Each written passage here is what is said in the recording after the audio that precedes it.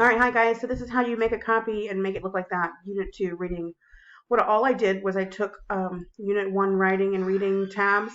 I made a copy of them, and then I took them down here so that I could put it and insert it for my new section. And I hit paste.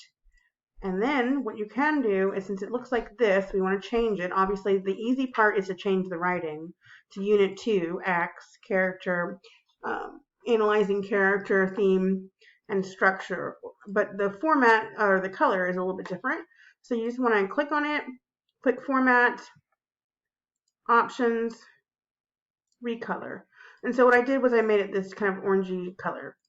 And so then I did that, and I edited the words to say Unit 2, Reading, Acts, Analyzing, Character, Theme, and Structure. And I did the same thing for my writing section divider. So this is how you would do it on your own.